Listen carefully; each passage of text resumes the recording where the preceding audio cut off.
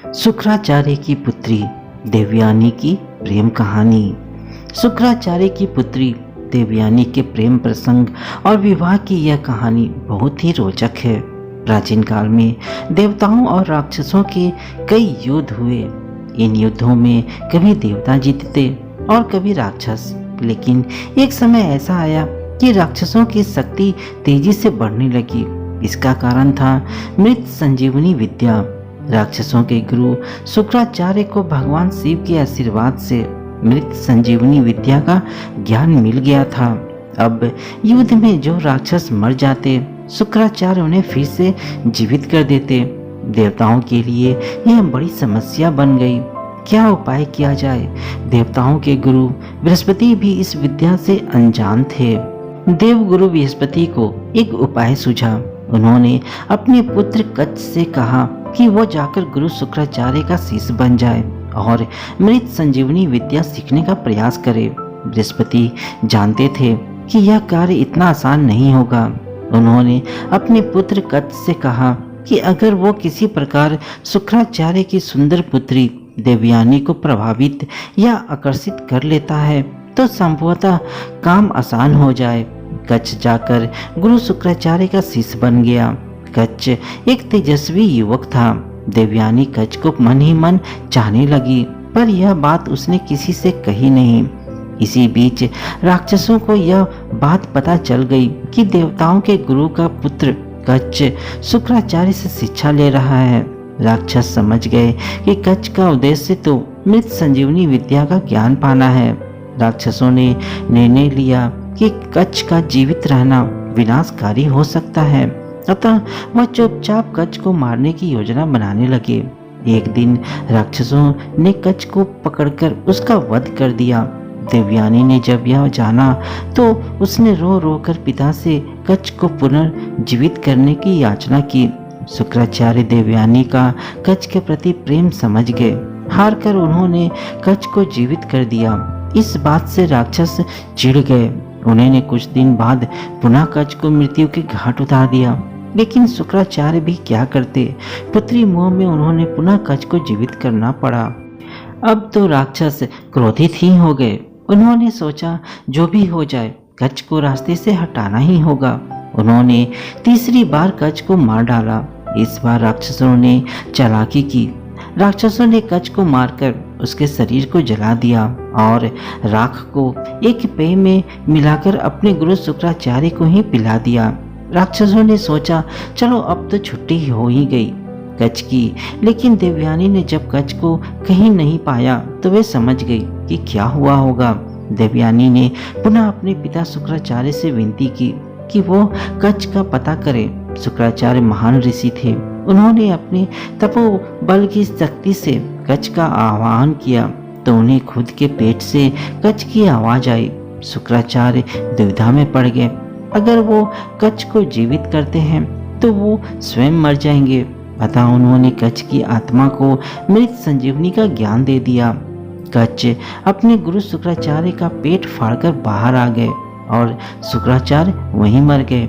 कच्छ ने मृत संजीवनी विद्या का प्रयोग किया और गुरु शुक्राचार्य को जीवित कर दिया।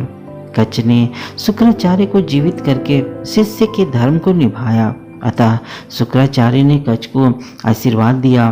देवयानी कच्छ को देखकर अत्यंत प्रसन्न हुई और उसने कच्छ से विवाह करने की इच्छा जताई।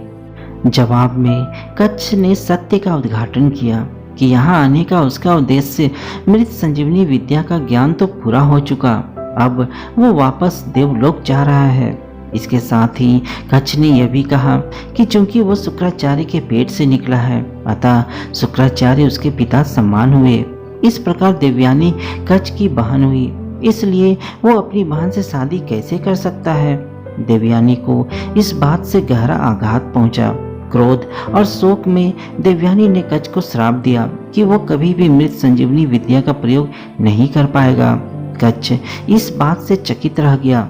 चिढ़कर उसने भी देवयानी को श्राप दिया कि वो जिस भी व्यक्ति से विवाह करेगी उसका चरित्र अच्छा नहीं होगा। कच्छ के चले जाने के बाद देवयानी व्यथित मन से जीवन व्यतीत करने लगी। एक दिन देवयानी राजकुमारी शर्मिष्ठा के साथ वन में स्नान करने गई। राजकुमारी शर्मिष्ठा असुर राजा वृषपर्वा की पुत्री थी।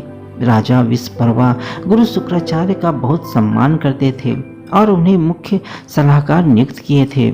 इसी कारण देवयानी और शर्मिष्ठा में पहचान और दोस्ती थी। जब लड़कियां स्नान कर रही थी तो जोर की हवा चली, जिससे नदी के बाहर रखे उनके सूखे कपड़े इधर उधर बिखरने लगे। जब देवयानी ने नदी से बाहर आकर कपड़े पहने तो गलती से उसने शर्मिष्ठा के वस्त्र पहन लिए। हवा की वजह से सब कपड़े आपस में मिल गए थे, अतः देवयानी से यह भूल हो गई। शर्मिष्ठा ने जब यह देखा कि देवयानी ने उसके वस्त्र पहन लिए तो उसने चिढ़कर कहा, राजकुमारी के कपड़े पहनने से तुम राजकुमारी नहीं बन पाओगी। तुम्हारे पिता मेरे पिता के सेवक हैं, तो तुम भी सेविका ही हो। देवयानी एक अति सुंदर युवती थी। राजकुमारी के वस्त्र पहनने से उसकी सुंदरता और भी बढ़ गई थी। शर्मिष्ठा भी रूपवती थी, पर उसे देवयानी से स्त्री स्वभाव वश जलन हुई। स्नान करके लौटते समय गुस्से और जलन से भरी शर्मिष्ठा ने देवयानी को एक सूखे कुएं में ढकेल दिया और अपनी दासियों के साथ वापस नगर आ गई। कुआं बहुत गहरा नहीं था, अतः देवयानी बच तो गई, लेकिन वो उस कुएं से बाहर नहीं निकल पाई। गिरने से लगी चोट से कराहती देवयानी बचाव की गुहार लगाने लगी। संयोगवश उसी जंगल में युवा राजा ययाति शिकार खेल रहे थे। राजा ययाति महान प्रतापी राजा नहुस के पुत्र थे। जब ययाति कुएं के पास से गुजरे तो उन्होंने देवयानी की करुण पुकार सुनी। राजा ययाति ने देवयानी का हाथ पकड़कर कुएं से बाहर निकालकर उसकी प्राण रक्षा की। राजा ययाति एक सुदर्शन पुरुष थे। उनके सुंदर व्यक्तित्व से देवयानी प्रभावित होकर बोली, आपने मेरा हाथ पकड़ा ही है तो अब छोड़िए नहीं, आप मुझे पत्नी रूप में स्वीकार कीजिए। ययाति भी देवयानी के रूप, यौवन और पर मुग्ध थे। जब उन्हें पता चला कि देवयानी गुरु शुक्राचार्य की पुत्री है तो वो असमंजस में पड़ गए। ययाति ने देवयानी से कहा कि यद्यपि वो देवयानी से विवाह करना चाहते हैं, पर गुरु शुक्राचार्य को यह संबंध स्वीकार नहीं होगा, अतः मैं यह विवाह करने में असमर्थ हूँ। यह कहकर दुखी मन से राजा ययाति ने देवयानी से विदा ली। जीवन में पुनः दूसरी बार देवयानी का तिरस्कार हुआ। अपमान, दुख, शोक के सागर में डूबी देवयानी वहीं कुएं के पास बैठकर रोने लगी। उधर जब शाम ढले देवयानी जंगल से वापस नहीं आई तो शुक्राचार्य को चिंता हुई। शुक्राचार्य देवयानी को खोजने निकल पड़े। वन में जब उन्हें देवयानी मिली तो उसकी हालत देखकर उन्हें बहुत दुख हुआ। देवयानी के कपड़े गंदे, शरीर में चोट लगी और सुंदर मुख अश्रुओं में डूबा हुआ था। अपनी प्रिय पुत्री की यह दशा देखकर शुक्राचार्य बहुत दुखी हुए। उन्होंने देवयानी से पूछा कि उसकी इस दयनीय स्थिति के लिए कौन उत्तरदायी है। देवयानी ने राजकुमारी शर्मिष्ठा की बात बताई और कहा कि राजकुमारी ने मुझे एक सेवक की पुत्री कहा और मेरा अपमान किया। मैं यहाँ से तब तक नहीं जाऊंगी जब तक राजकुमारी शर्मिष्ठा मेरी दासी नहीं बन जाती। यह एक अवांछित इच्छा थी, पर गुरु शुक्राचार्य इस स्थिति में अपनी प्रिय पुत्री को ना कैसे कहते। शुक्राचार्य ने राजा वृषपर्वा को संदेश भेजा कि वो उनके राज्य में वापस ही नहीं लौटेंगे अगर देवयानी के इच्छा अनुसार राजकुमारी शर्मिष्ठा देवयानी की सेविका नहीं बनी। तो राजा वृषपर्वा यह बात जानते थे कि गुरु शुक्राचार्य के बिना असुरों का पतन निश्चित था। राजकुमारी शर्मिष्ठा भी यह बात जानती थी, अतः अपने वंश और राक्षस जाति के लिए उसने आखिरकार देवयानी की सेविका बनना स्वीकार कर लिया। दिन बीतने लगे। एक दिन देवयानी उसी वन में घूम रही थी कि पुनः उसकी मुलाकात राजा ययाति से हो गई। देवयानी और ययाति दोनों एक दूसरे को देखकर अत्यंत प्रसन्न हुए। इस बार देवयानी ययाति को अपने साथ लेकर पिता शुक्राचार्य के पास पहुंची और ययाति से विवाह करने की इच्छा व्यक्त की। गुरु शुक्राचार्य ने देवयानी की इच्छा स्वीकार कर उन्हें ययाति के सामने शर्त रखी कि जीवन में कभी भी ययाति की वजह से देवयानी की आंखों से एक भी आंसू बहने नहीं चाहिए। ययाति ने यह शर्त सहर्ष मान ली। अतः देवयानी और ययाति का विवाह हो गया। देवयानी से विवाह के बाद राजा ययाति वापस अपने राज्य प्रतिष्ठानपुर आधुनिक इलाहाबाद शहर वापस लौट गए और आनंद पूर्वक जीवन व्यतीत करने लगे। देवयानी के साथ सेविका राजकुमारी शर्मिष्ठा भी आई थी। दासी होने के बावजूद चूंकि शर्मिष्ठा एक राजकुमारी थी, अतः उसे भी रहने के लिए एक अच्छा महल दे दिया गया था। एक दिन शर्मिष्ठा अपने उद्यान में घूम रही थी कि उसका सामना उधर से गुजरते राजा ययाति से हो गया। कच्छ के श्राप का असर कहे या शर्मिष्ठा की सुंदरता या विधि का खेल, राजा ययाति शर्मिष्ठा की सुंदरता पर मोहित हो गए। शर्मिष्ठा भी ययाति की ओर आकर्षित थी। शर्मिष्ठा ने ययाति से विनती की कि वो उसकी भावनाओं का सम्मान करते हुए उससे विवाह कर ले। इच्छा तो ययाति की भी थी, पर वह यह जानते थे कि देवयानी को पता चला तो बहुत क्रोधित होगी। देवयानी को कष्ट हुआ तो गुरु शुक्राचार्य का रोष ययाति पर टूटेगा। शर्मिष्ठा ययाति से कहती है, राजधर्म के अनुसार यह बात जरा भी अनुचित नहीं कि एक राजा एक राजकुमारी से विवाह कर ले। अगर दोनों के मन में एक ही भाव हो तो हम दोनों के मन में एक ही भावना है, इसलिए हमें निसंकोच विवाह कर लेना चाहिए। आखिरकार ययाति शर्मिष्ठा की बातों से निरुत्तर हो गए और दोनों ने गुपचुप गंधर्व विवाह कर लिया। कुछ दिन बाद देवयानी गर्भवती हुई और उसके 2 पुत्र हुए, यदु और तुर्वस्तु। उधर शर्मिष्ठा ने भी 3 पुत्रों को जन्म दिया, पुरु, अनु और द्रहु।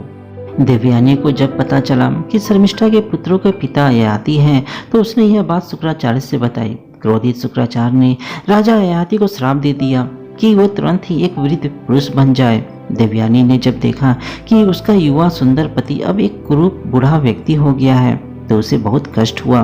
देवयानी ने पिता शुक्राचार्य से विनती की कि वो अपना श्राप वापस ले लें। शुक्राचार्य बोले, मेरा श्राप तो वापस नहीं हो सकता। हाँ, अगर ययाति का कोई पुत्र अपनी इच्छा से अपना यौवन ययाति को दे दे तो ययाति फिर से युवा हो जाएगा।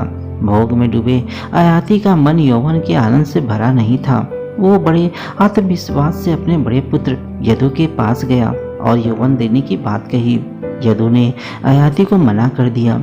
इसी प्रकार तुर्वस्तु, अनु, द्रहु ने भी ययाति के आग्रह को ठुकरा दिया। अंत में ययाति ने अपने सबसे छोटे पुत्र पुरु से याचना की। पुरु ने सहर्ष अपने पिता की बात मान ली और यौवन दे दिया। उसी पल ययाति पुनः युवा बन गए और पुरु एक वृद्ध व्यक्ति बन गया। ययाति ने आनंद पूर्वक 100 साल तक यौवन का उपभोग किया। 100 वर्ष पूरे होने के बाद भी ययाति ने जब अपने को असंतुष्ट पाया तो वह सोच में पड़ गया। उसे समझ आया कि इच्छाओं का कोई अंत नहीं है। लाख मन की कर लो मगर कोई नई इच्छा पैदा हो ही जाती है। ऐसे कामनाओं के पीछे भागना व्यर्थ है। अतः ययाति ने अपने पुत्र पुरु के पास वापस जाकर उसे उसका यौवन वापस करने की सोची। जब पुरु को अपने पिता ययाति की इच्छा का पता चला तो उसने कहा, अपने पिता के आज्ञा का पालन तो मेरा कर्तव्य था। आप अगर चाहें तो कुछ समय और आनंद भोग करें, मुझे कोई कष्ट नहीं है। ययाति ने जब यह बात सुनी तो उन्हें बहुत ग्लानि हुई। ययाति पुरु की उदारता से बहुत प्रभावित हुए और सबसे छोटा बेटा होने के बावजूद उन्होंने पुरु को अपना उत्तराधिकारी घोषित कर दिया। ययाति ने पुरु को उसका यौवन वापस लौटा दिया। पुनः वृद्ध रूप में आकर ययाति देवयानी और शर्मिष्ठा के साथ राज्य छोड़कर वानप्रस्थ हो गए। आगे चलकर राजा ययाति के 5 पुत्रों ने 5 महानतम वंश का निर्माण किया। राजा यदु, यदुवंश, यादव वंश, राजा तुर्वस्तु, तुर्क वंश, राजा अनु, ग्रीक वंश, राजा द्रहु, भोज वंश और राजा पुरु, पौरव वंश या कुरु वंश। तो दोस्तों, आपको यह जानकारी कैसी लगी मुझे कमेंट में जरूर बताइएगा।